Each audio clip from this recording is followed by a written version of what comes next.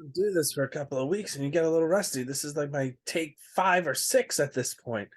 This is educational assessment with Professor DeNobile. I'm your host, Michael DeNobile.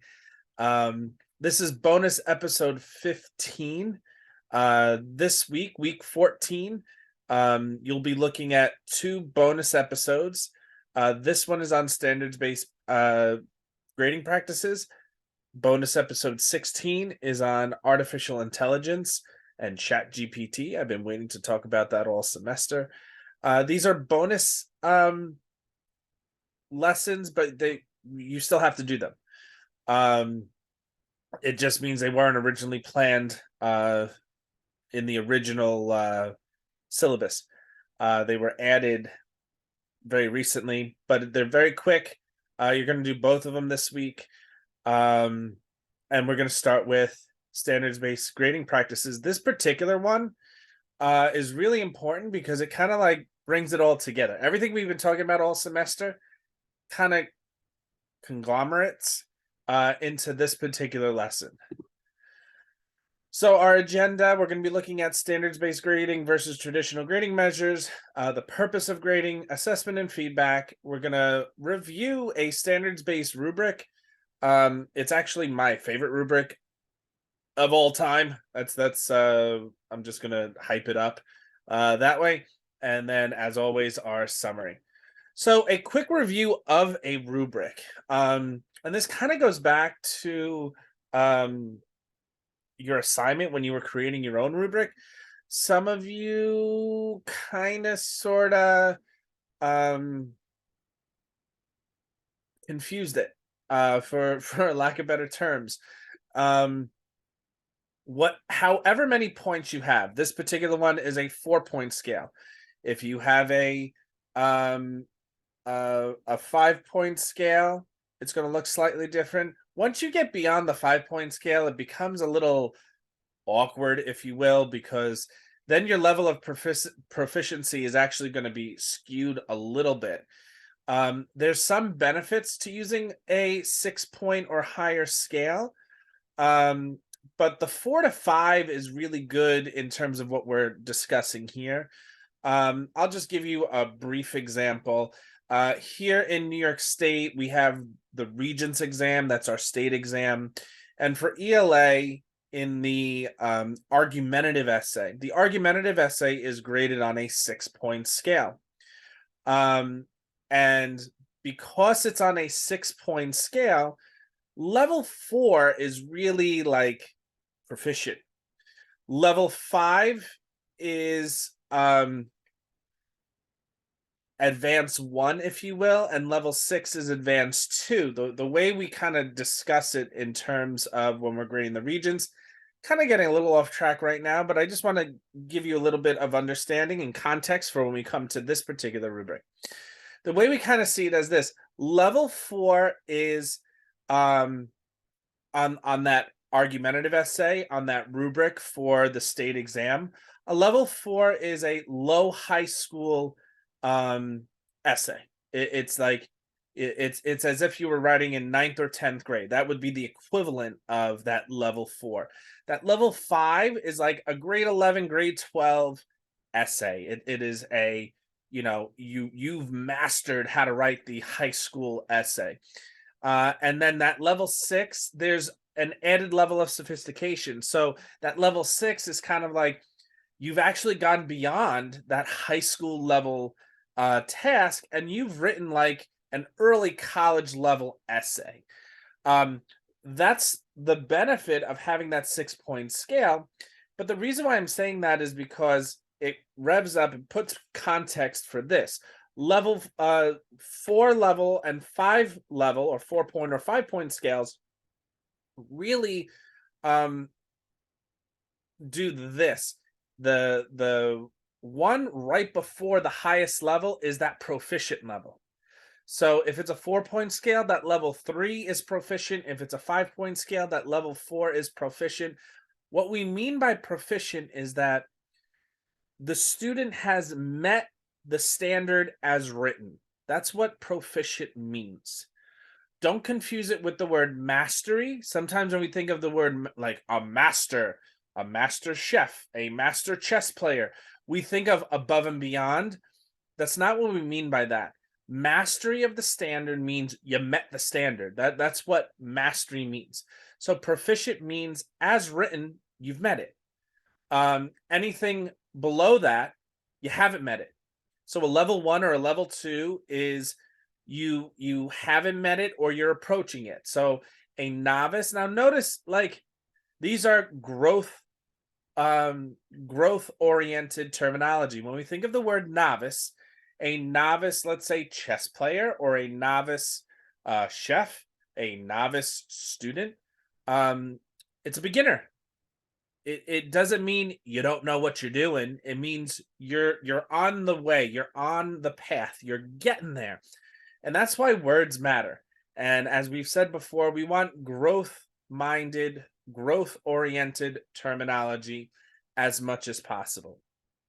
So, in a nutshell, if it's a 4-point scale, that proficient level is the standard as written. And then level 4 is like that stretch. It's that higher cognitive rigor. It's that higher level of not only mastery, but going above and beyond. So if you notice, the point is this: your ceiling is not the standard.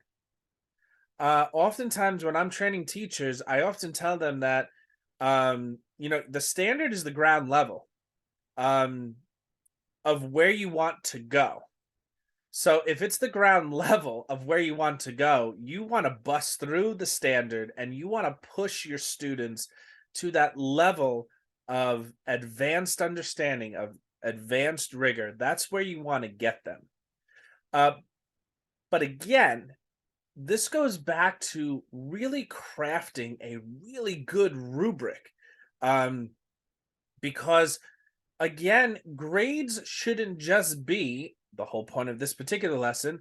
They shouldn't just be ratings for you to put in your grade book. Like, I have to give grades, so I'm just going to write down numbers. Really, grades should really align to whether or not the students are really mastering what it is set before them. So third time, with your rubrics, sorry about that, your proficient level, if it's a 4 or 5 level 5-point rubric, it's that penultimate, vocabulary word, penultimate or second to last level that's proficient, and then that highest level is really advanced. Think of it this way: if you think of it in terms of, because don't really like convert it to grades, think, okay, that's a 75, but think of it in those terms, that proficient is passing and anything below proficient is not passing. So level 1 and level 2 is technically failing. Level 3 is passing, and level 4 is honors, if you will. Like, it's the highest that you can get. And I also want to point this out, because students also don't understand this as well. Getting a 4 out of 4 doesn't mean you're perfect.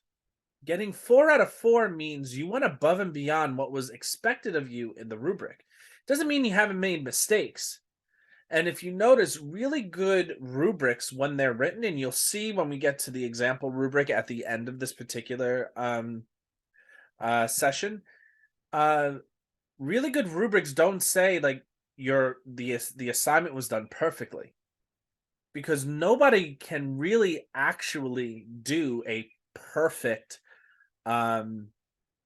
assignment. I mean, I've written things before, and after I've already submitted them for publication, I found mistakes that I made after the fact. It happens. So the point is that advanced level doesn't necessarily mean perfection. It means you went above and beyond what was expected in the standard. What is the perfect of grading? And when we're talking about this in terms of traditional measures, like, traditional measures of grading are supposedly evaluating students, but we have to understand, like, is GPA, is your grade point average, an objective measure of your ability? Um, in traditional measures, not necessarily so. Um, and we have to keep this in mind as we shift towards an understanding for standards-based grading, um, that in theory, a GPA is supposed to be an objective measure of ability. However, you know, for every teacher, there's going to be an interpretation of what that objective measure is.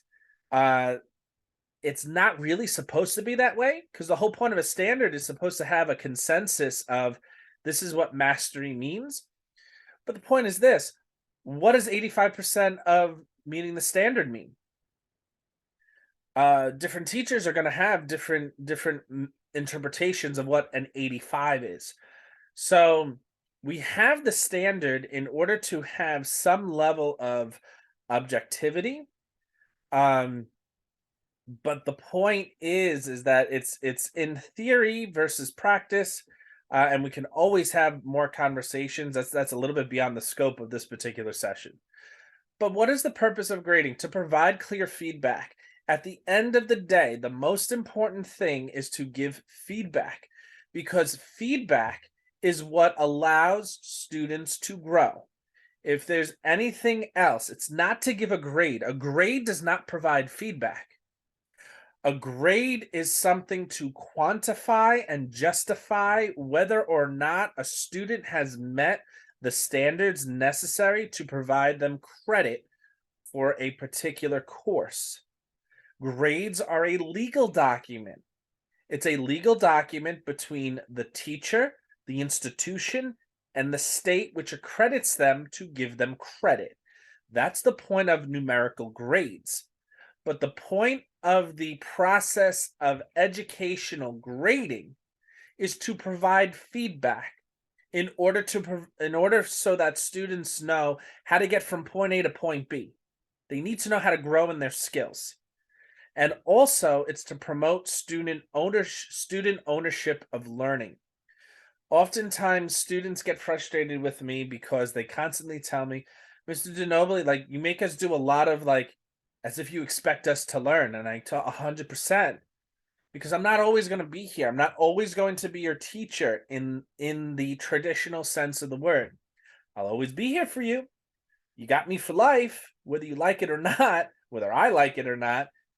But if the student does not have the onus of learning, there's not going to be growth in their skills. The students who I constantly see have the highest level of growth are the ones who run with everything that is given to them, because they understand that if they don't take on the work of learning, they're not going to grow in where they need to go from point A to point B. So when we get to the grade books, oftentimes traditional grade books, and I remember this when I first started teaching, traditional grade books were simply warehouses of numbers. That's all that they were. They were random. They had no connection to reality. And you were simply putting together evidence of whether or not students pass something. That's it. That's all it really was when I first started teaching. Even though standards-based approaches have been around since, I would say, the 80s and 90s, they really didn't become a thing in education until the early 2000s. Now, standards-based grading focuses on learning goals, and if you notice, really, the grade book is supposed to be aligned to the standards technically. I know some years I've done it, other years I haven't. Like, I'll be honest with you, it depends on how much the administration puts an onus on the teachers to do this. But technically speaking, every single assignment that you plug into your grade book should be aligned to a learning standard. And if you plug it into the gradebook and align it to a learning standard, you can actually have the data to see whether or not students are at a level 1, 2, 3, or 4 for a particular standard. Like, are they meeting the individual standards? Technically, that's how you're supposed to be putting in assessments in these new technologically advanced standards-based grade books that are online. So standard-based grade books are content, skills, and standards focused. The focus is on the level of mastery of each concept. Uh, and the teachers focus on patterns in the data. We've already spoke about analyzing data and looking at trends and patterns. But the point is this: when you're looking through a particular grade book, and if you've done the back work of aligning all of your assessments to particular standards and then plugging them into your grade book according to those standards, you can see, all throughout each and every quarter, what standards do you need to work on? So, for example, if this is our class, if we had a class of 1, 2, 3, 4, 5, 6 students, so this is our class. We got 6 students in this class. I don't need to focus so much on this particular standard before. I don't have to focus on that standard because the majority of the students have mastered that standard. Also, A2. I may need to differentiate, particularly for John Hudson. He's not in a bad place. He's at a level 3 out of 4. But I want to push him to get him closer to that level 4. So I can see how I need to differentiate based off of this particular grading book. I can also see, have I not collected evidence in order to measure untested standards? So here I need to do more work of testing level 3. I need to work on A1 because majority of the students really don't know how to do standard A1. So that's what's really nice when you plug into your grade book according to the standards, because now I know based off of this data what instruction I have to do. That's really important to know. Now assessments, and we're talking about standards-based assessments. This is how, as we said before, with understanding by design and backwards design, we want to build our assessments first so that we can look at the curriculum.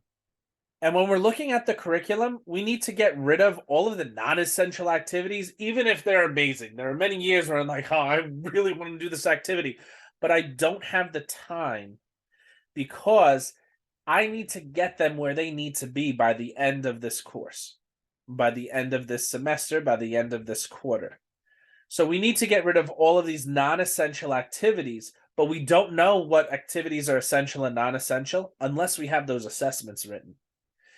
Therefore, all of our activities must be intentional and purposeful.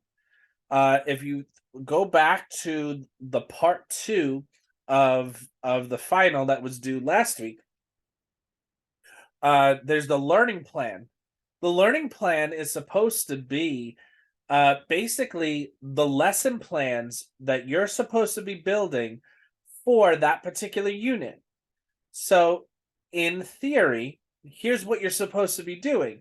For the learning plan, you're supposed to be listing all of the learning targets that's going to get you from point A to point B and prepare students for the assessment. So if that unit is 30 school instructional days long, in theory, you're supposed to have about 30 learning targets in that section to show the development of that particular approach to those learning standards in that unit. So here's the point. If you're planning those out beforehand, because obviously it's not about writing the individual lessons, it's about writing those learning targets. If you write those learning targets beforehand, then you know what activities you need for intentional and purposeful learning throughout that unit. That's the point of doing this. You start with the assessments. And now that you have the assessments, it's like, okay, here's point B. I need to work back to point A. So if I'm working back to point A, with some of you, I spoken to you about this. Think of it like planning a vacation. If you're planning a vacation, you don't start out by packing. That's not where you start. You start with picking your destination, because picking your destination will determine the type of transportation you need to get there. Then once you pick your type of transportation, then you need to pick, what day do I need to leave to get to my destination when I want to get there? And then you work your way backwards. The last thing you do is the first thing, which is pack. You don't pack for a trip until the trip is planned. This makes test creation so much easier, because now you're not planning a random test in the ether of standards. You're focused on what is the most important thing. I've said this over and over and over again in that particular lesson when we were talking about building assessments. Every question is aligned with the standard so that you could do an item analysis, so you can answer the question, are your students meeting the standards? And by doing this, this is data-driven instruction. That's all that it is. We sometimes overcomplicate data-driven instruction, that this is just about collecting as much data as we can. No, it's collecting purposeful data in order to get from point A to point B. And as we're getting there from point A to point B, these are like checkpoints. So if you think of it like playing a video game, here's the other thing that I always like to talk about in terms of backwards design. With video games, the point is to beat the boss level. If you beat the boss level, you've met the standard of the game, because the boss level is what is necessary to master the game. We could talk about high score, but high score is going above and beyond the standard of the game. The basic level, the basic standard of beating a video game is getting past the boss level, whatever it may be, whatever type of video game it is. Boss level is just, the ultimate level of mastering the game. Well, every time before that, you are getting through different checkpoints in order to get the skills necessary to beat the boss level. If you die in the boss level, you got to go back to the beginning of that particular board, because you didn't master something that was necessary in order to beat the boss. And so those checkpoints, that's data-driven instruction. You're going to focus on the priority standards. Here's some of the things that some of you got caught up in some of like your rubrics when you're doing it over the last few weeks. A lot of you are focusing on supporting standards. Supporting standards are important, but what supporting standards do is help you teach the priority standards. You want to assess the priority standards. How do you figure out the priority standards? Well, one way of thinking about it is, if they're the whole number standards, most likely they are the priority standards.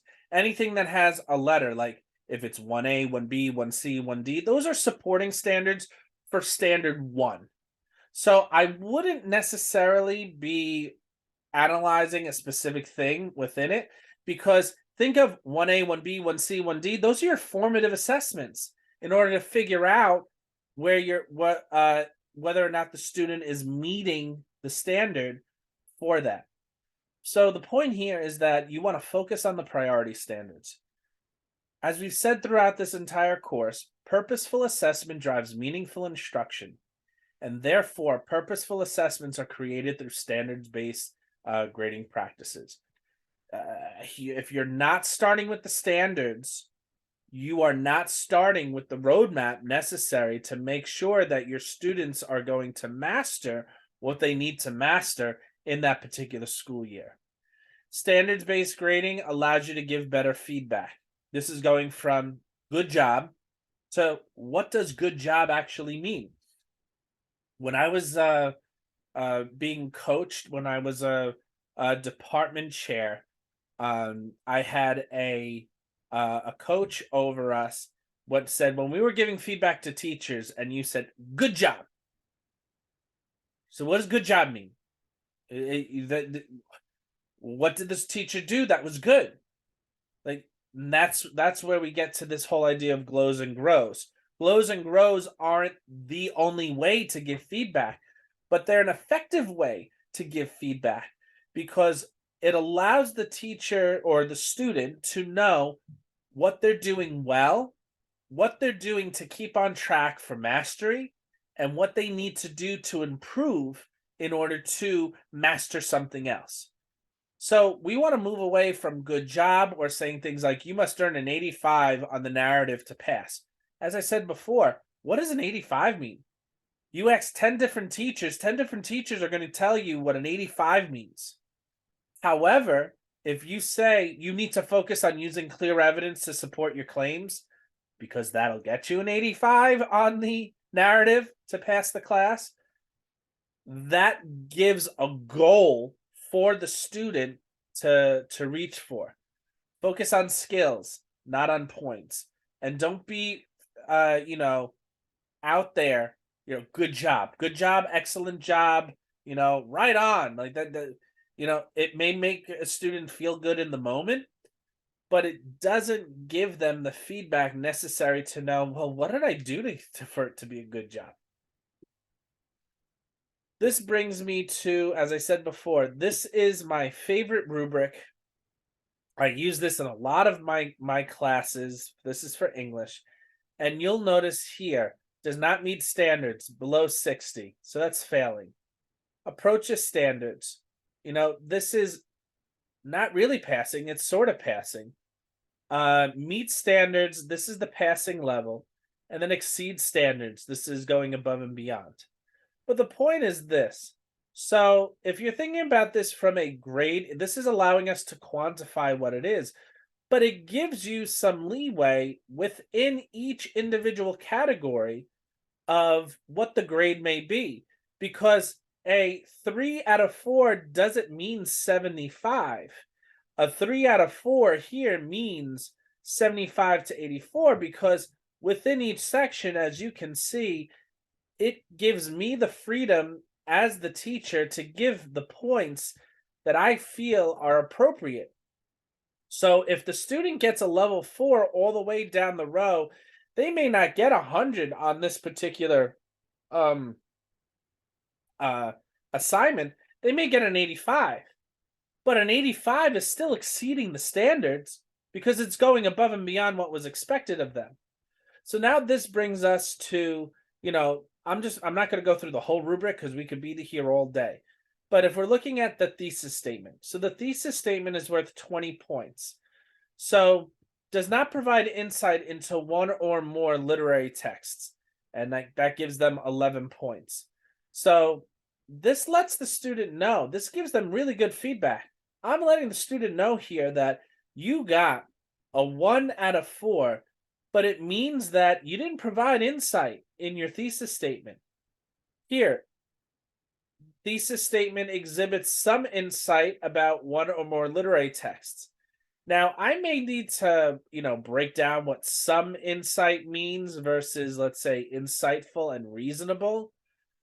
But the whole point here of this particular rubric is that the words really open up for the student what we're looking for, because a student most likely will know the difference between insightful and reasonable and insightful and persuasive. So insightful and reasonable could be a thesis statement that just acknowledges something about a literary text, but insightful and persuasive is when your thesis statement is really making you want to agree about something. Like they're using multiple critical theories, let's say, in order for you to really go above and beyond and look at what is it that they want to say about this text. And so the whole point here is that your rubric should be really written in such a way. This is all aligned to the course's objectives of what the students need to do in order to analyze literature. And it really it gives them equal footing on this sense for each different part. So it's 20 points for the thesis, 20% for support and documentation, 20% for analysis of sources, for structure, and for methodology and terminology. So the point is that here's an exemplar rubric that really allows you to see, one, how is it aligned to standards, to the objectives of a particular course, but how does the rubric provide feedback for grading? And as given a lot of feedback on for the rubrics, but how is it also a learning tool? Because a student can hold this, and as they're writing their particular assignment, it can help teach them. It puts the onus on them to learning of what does a masterful literary analysis essay look like? What is it? What is it that the teacher is looking for? So again, standards-based grading is not only to give a score, but it's also in order to be learning tools that you can give your students. Summary: standards-based grading helps you and your students focus on learning objectives, align the curriculum to the assessments and the assessments to the gradebook, and provide meaningful feedback for growth in learning and skills. So, I mean, I have to give grades. We all have to give grades as educators. So what does standards-based grading allow us to do? It allows us to think about the translation of grades.